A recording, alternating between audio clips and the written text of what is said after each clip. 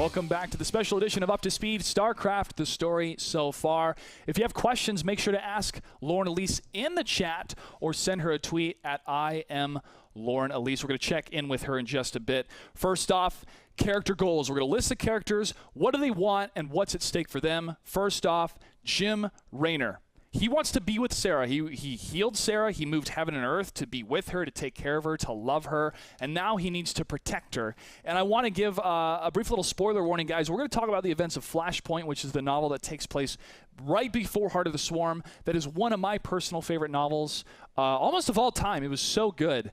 But if you don't want to be spoiled, I mean, it's kind of too late because the game comes out Tuesday. So we're going to talk about those pieces here. But Jim wants to protect Sarah, and he has to guard her from everyone. And he is kind of the only ally she has in her ring to defend her. He needs to continue to lead the Raynors against Manx's Dominion. And he also is going to work with the Protoss when he can. He wants to keep that allegiance together. But his main concern right now is Sarah. Sarah Kerrigan herself, she needs to regain her strength. I mean, if you could imagine having the psionic power to connect with any being that's part of the Zerg, no matter where in the universe, in the Korpulu sector, and to have that completely stripped from you, and to have a piece of you that was calling out, a piece of Sarah Kerrigan, whatever consciousness still existed, was calling out to Jim Raynor for him not to stop, to save her at the end of Wings of Liberty. And for her to now be in control, at least mostly, we still don't know what part of her is still Zerg. We don't know if this relic worked. We don't know what is happening with her. But we do know is that she is very, very weak. She has gone through a very traumatic episode. So she's trying to find herself within the Zerg at this point as well, because towards the end of Wings of Liberty, or at the very end of Wings of Liberty, she's now kind of like this weird half Zerg. Although it's not that she wasn't weird before; she was already half Zerg, half Terran. But now she's kind of more Terran-y. She got the Zerg dreadlocks, but she's back in her ghost suit. She looks sort of normal. So again, she's just trying to find herself. The Zerg also aren't really sure what to make of her, because she's almost not the Queen of Blades anymore.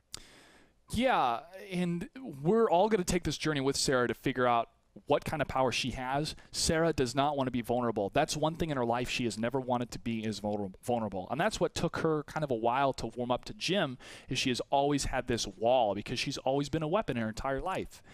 And with her, too, she is trying to understand and control the power that she has, maybe to gain more power, because she has one single goal, and that's #vengeance, and that's the whole theme of the viral campaign, is to get vengeance against Manx. She wants him dead for everything that he has done, and that's going to be her driving power and driving force to do what she does in Heart of the Swarm. And unfortunately, I think that vengeance is going to ultimately destroy any kind of happiness that she can have. Before we move into Arcturus Manx, I'm going to check in with Lauren real quick. Lauren, do we have any questions from chat that we can answer before we move on to the Emperor himself? Yeah, I have a few. Okay. Does the Dark Voice now control the Swarm and HOTS? Ooh, that's a really good question. Within the visual aspects, if you look at Sarah when she's infested, she has that gold glowing eyes. Some people say that that could be a sign that the Dark Voice is controlling her. The Dark Voice... Ooh, does he still have control of the Zerg? I personally don't believe so. Yeah, I don't know, man. I mean, maybe pockets, maybe, but he still needs an agent. At the end of the day, I mean, we didn't really have any idea about this in StarCraft 1. Yeah. And then all of a sudden, StarCraft 2 was like, hey, the Dark Voice is actually controlling these people all along. So there's absolutely nothing stopping them from making, like, StarCraft 3, Dark Voice comes back, and he actually controlled everybody through StarCraft 2. Well, so. it's also how you define the control. Does the control mean that he set specific parameters with the Overmind and the Zerg are carrying out those parameters? Then technically, yes.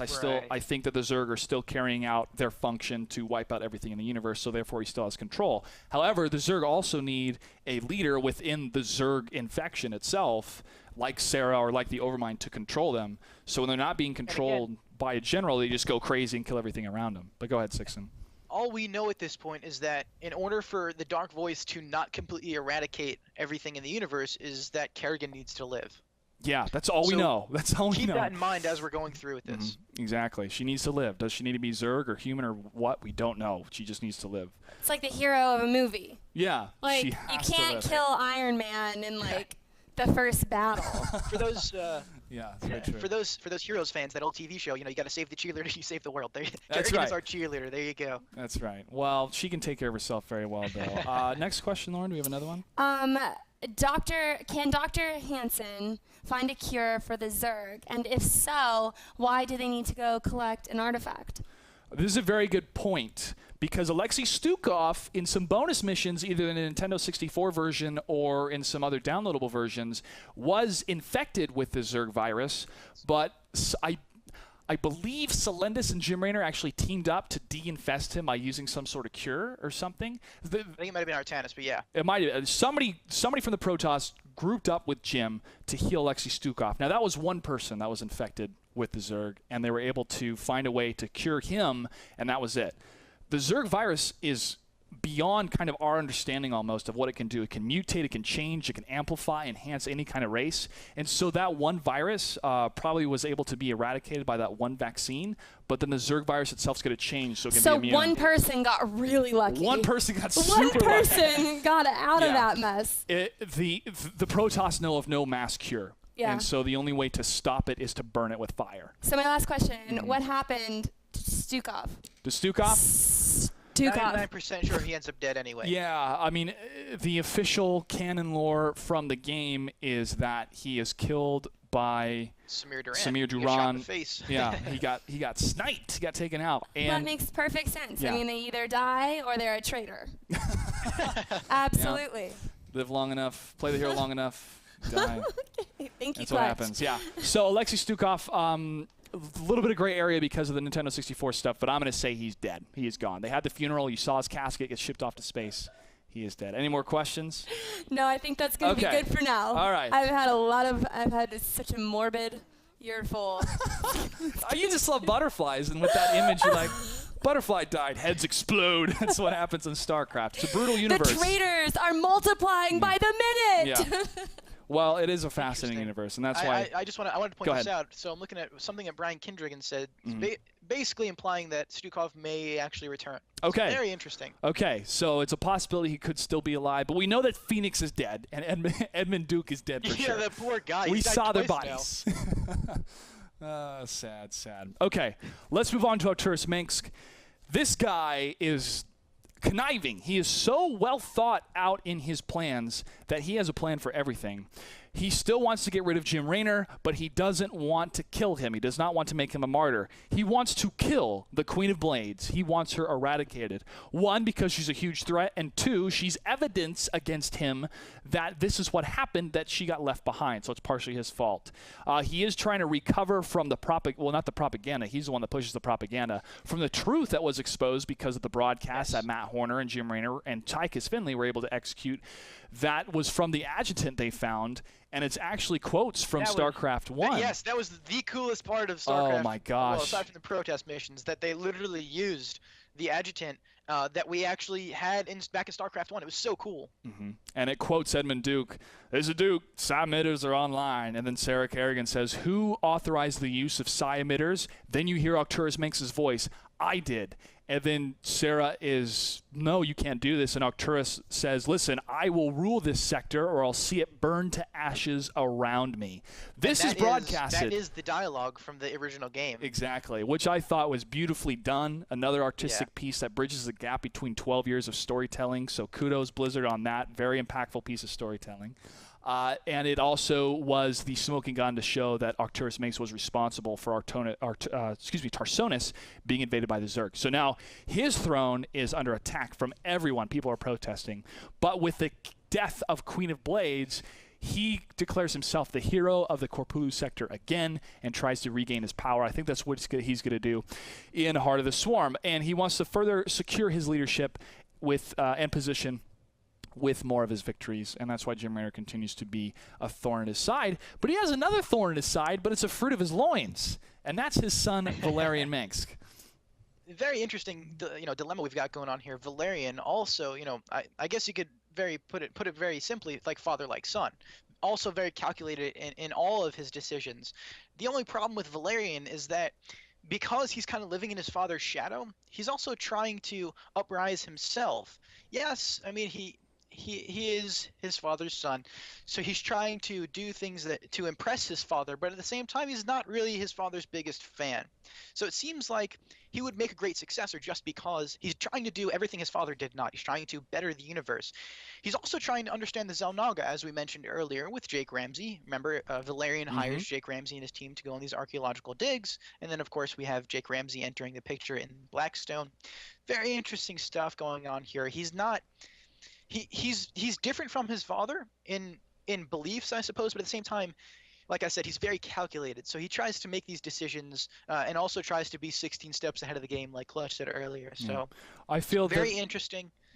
There's a piece of passion within Valerian and a piece of love that does not exist in his father anymore. His father is so bent on controlling everything around him because of so many bad things that happen outside of his control. Valerian Manx understands that, yes, he can be a worthy successor to his father. He's going to do a better job than his father without the bloodshed. He wants to understand the Xel'Naga. He feels this is a very critical piece to the survival of the human species and also to stop the Zerg. Them from learn about them from the creators, and maybe there is some sort of switch to turn them off or to destroy them or some sort of weakness. You have to understand your enemy if you're going to be able to defeat them. He wants to make the universe a better place, I feel. And like you said, Sixen, he's this noble hero, but do the sins of the father have any place upon the sins of the son? And that's what he has to deal with. And maybe, sacrifices have to be made for the greater good. And how do you judge this person if he has to make those type of sacrifices if his father did it in a completely maniacal, evil way?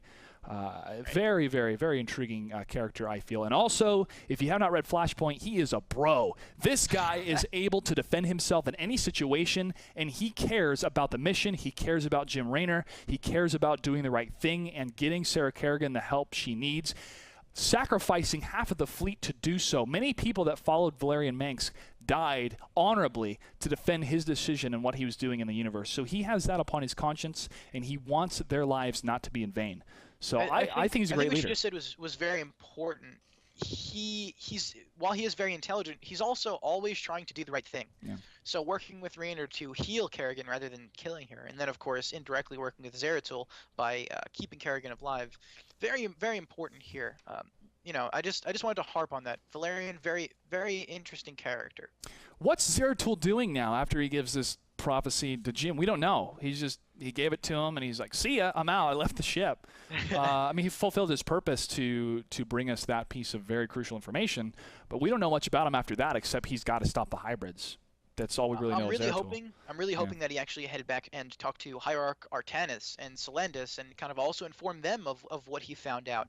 Because again, this is very important. At the same time, the Protoss are not very happy with Kerrigan either, because Artanis's last encounter with Kerrigan was Kerrigan kind of betraying everybody again back in the Brood War days. So Artanis, Selendis, these people are not very happy with, or the rest of the new conclave. They're not very happy with Kerrigan. So I'm hoping that Zeratul talks to them as well. Maybe we're going to see what's going on with that in Heart of the Swarm again, because we're kind of seeing things from Kerrigan's viewpoint, where it seems like everybody's out to get her, but at the same time they need to keep her alive.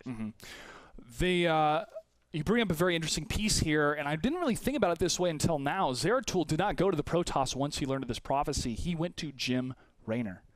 Right. That's the first person he went to, because he knew the relationship that they had with Sarah. And if there's one person that would believe what he says, if there's one person that had that spark of hope inside, knowing that there was some sort of redeeming value in Sarah, it was Jim. I find that very impactful. And if he went to Artanis or Selendis, they'd be like, no, she's going to die. She's going to die. And you know what? Not only that, but Zeratul's, not a stranger to having to, basically betray, not really betray, but have to go against the Protoss ways. Remember, because back in the day, he followed the Dark Templar rather than the High Templar. He also worked with Tassadar to kind of fight against the Conclave.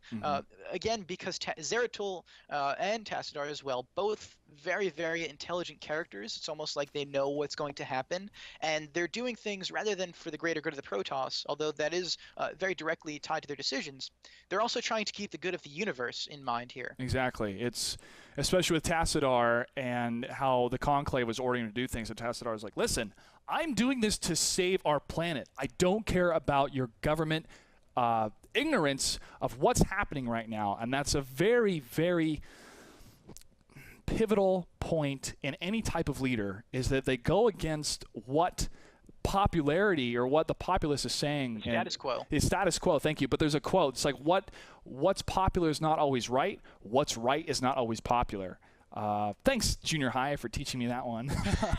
But it reminds me of that and how true leaders really had to go against the grain sometimes to make significant changes or to save their planet, as we'll see here. Okay, this is time that we talk about Dr. Neruda. This guy, first of all, with the last name spelled backwards, is Duran with the same letters. So if they're trying to hide something, they didn't do a very good job with it. Smell a traitor. Lauren smells a traitor. Well, yep, he's another traitor. We'll get to that.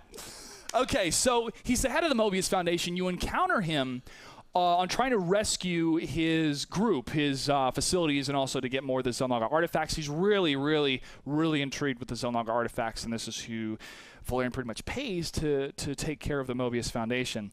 So in Flashpoint, Arcturus is on the chase to get Kerrigan and to stop Jim Raynor after Raynor gets her back to the ship and is trying to take care of her. Valerian tells him, "Follow me. We can escape my father into this asteroid belt where I have hidden the Mobius Foundation facility." It's the facility is called Prometheus. Dr. Neruda is there. He was very, very, very intrigued by Sarah Kerrigan. He wants to study her as soon as possible. You find out that Dr. Neruda betrays them all by telling Manx where they are at and wants to kidnap Sarah Kerrigan for herself. Now, I want to play this clip here, which I find to be a bit of a hint to what is happening between Neruda and Kerrigan and what's going on from StarCraft 2 Wings of Liberty. It's a mission where you try to save the Mobius Foundation. Let's take a look. I've seen through your Dr. Neruda's pathetic charade. I know what the artifacts really are. And they will be mine. Whatever they are, Kerrigan, I sure as hell ain't letting you have them. That Queen of Blades really is quite a nuisance, isn't she? Quite a nuisance. Quite a nuisance. Quite a nuisance. With that accent. Kerrigan says something very intriguing here, guys, at the beginning. "I see through your pathetic Dr. Neruda charade." In Flashpoint, she says when she meets Dr. Neruda, there's something wrong with him. She knows him from somewhere. She just can't pinpoint where. I think he's Duran. All very interesting things. And I just wanted to point out a couple of things that we know about both Duran and Neruda. Mm-hmm. So they're both very, very interested in Kerrigan herself. Remember from Dark Origins, this is the secret mission from StarCraft that we were talking about previously. Yes. Zeratul finds Duran saying that he's working for a higher power. He's working to fuse both the Zerg and the Protoss essences together in these chambers. Very interesting things. It almost seems like Duran himself may be a Xel'Naga or maybe working for the Xel'Naga themselves. Again, he's very interested in Kerrigan, almost you could say obsessive with Kerrigan. Remember, what we know about Kerrigan is that, according to the prophecy, she must live. She is what's going to stop the Xel'Naga from returning again, because the Xel'Naga's second, rebirth are going to be these hybrid characters. So, Samir Duran's character is all about, or at least what it seems, is all about trying to bring the Xel'Naga back in this hybrid form, and also figure out how he can kind of, or what Kerrigan has to play in this. So it's a very interesting concept we got here. My theory is simply that Samir Duran is working to bring the Xel'Naga back. I think so as well. Again, keep your friends close, but your enemies closer. Manipulation, knowing what the Terran are this mystery to the Xel'Naga plan. There's this third race, these humans that are not part of it. And so maybe Samir Duran is trying to infiltrate the Terrans more through Dr. Neruda and to get closer and control what's happening with the Xel'Naga artifacts. Maybe he wants to collect the artifacts for himself or see what kind of effects Kerrigan has. We don't know yet all the plans, but maybe Dr. Neruda / Samir Duran / the Dark Voice wanted to peel Sarah Kerrigan away from the Zerg so that they can control the Zerg themselves, and Sarah maybe realizes that she needs to go back into the Zerg 100% in order to control it. We don't know yet. There's a lot of possibilities, but this Dr. Neruda guy is not who he says he is. He did betray Jim and Sarah and Valerian, And we're going to go through a couple more characters here and then talk about pretty much the crucial event of Flashpoint that's going to push right into Heart of the Swarm. Let's talk about Matt Horner real quick. This is the ultimate Boy Scout, wants to do the right thing. He follows Jim's orders. He wants to stop the Dominion. He is a great ally to have. It's also a funny side story with him and Mira Han, how they're technically married because he won a card game. But she, because of her love for Matt, she does help him out in Flashpoint and is able to hide them for a bit in Dead Man's Port, which is this kind of graveyard of ships. Anyways, so Matt's a good guy. He's not going to betray anybody. So there's a guy that's not going to be a traitor, Lauren. Matt Horner. Nova, she still works for the Dominion. She wants to kill Kerrigan. That picture is actually up on a huge wall in the Blizzard office. It's gigantic. I wonder why. Yeah. I think they cut it off. What? I think they cut it off in the mid section. I don't think they did. If it is real big. This was actually StarCraft Ghost concept art from 2005. Yeah. They actually made this, and I've got it somewhere up in my wall somewhere. But they actually made these pretty cool key arts, special edition, only like 150 of them or some odd made. Very, very interesting. I mean, I don't know. I'm personally glad to see that. Plus, it's an awesome picture. It is an awesome picture. The suits have to be skin tight because they cloak with them. That's Of why. course. Oh yes. Of course. It does not surprise me that Blizzard No, there's science. strategically made it a tight suit. There's science behind it. Yes. All right.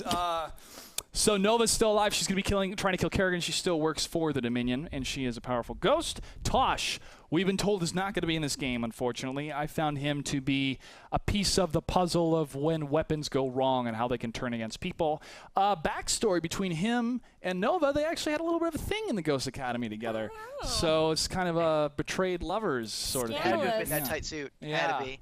And maybe he got sick of the tight suits, so that's why he left. He wanted to become a Spectre. Anyways, unfortunately, what we've been told, he's not going to be in the game. We're going to find out here in a couple days, though, if that's true. I did want to add to this. Remember back in the Wings of Liberty decisions, Nova's not particularly happy with us because of us choosing Tosh, so that's definitely going to play a part in Heart of the Swarm coming up. Yeah, it will play a part indeed, man. I hope it's more than just dialogue differences, but we shall see. Yeah. The Dark Voice, he's going to show up. I pretty much guarantee it because he's controlling the hybrids, those crazy-looking demonic things that chase you and you can't even kill. So I'm sure there's going to be more of him involved. Other characters I'd love to see more. Michael Liberty and, of course, Jake Ramsey. We talked about them. Michael Liberty could definitely play more of a part in helping to get the information out there about the exploits of Arcturus Manx. He was there. He was there and listened into the conversations. He was on the ship with Jim and Sarah before the mission on Tarsonis, and he saw what had happened to her. So he's another person that knows the truth and is using the truth as a weapon to stop the Dominion. Now, are there any other characters, Sixon, that we would like to see before we go to a commercial break and talk about what's at stake here and wrap up everything about Heart of the Swarm? Honestly, I would. We already said this, but Jake Ramsey, by far one of the coolest characters in StarCraft lore. I mean, he's essentially the Sarah Kerrigan, but Protoss infested instead, right? Because again, he's a Terran with this Protoss in his head. It's such a cool dynamic. I'm really hoping he plays a big part because he, alongside Jim Raynor, could potentially really help facilitate that Protoss Terran dynamic again. Mm-hmm. All right, ladies and gents, we are going to take a quick commercial break. We come back. What's at stake for all the races as we move in to Heart of the Swarm? Don't go anywhere. We'll be back in just a couple minutes.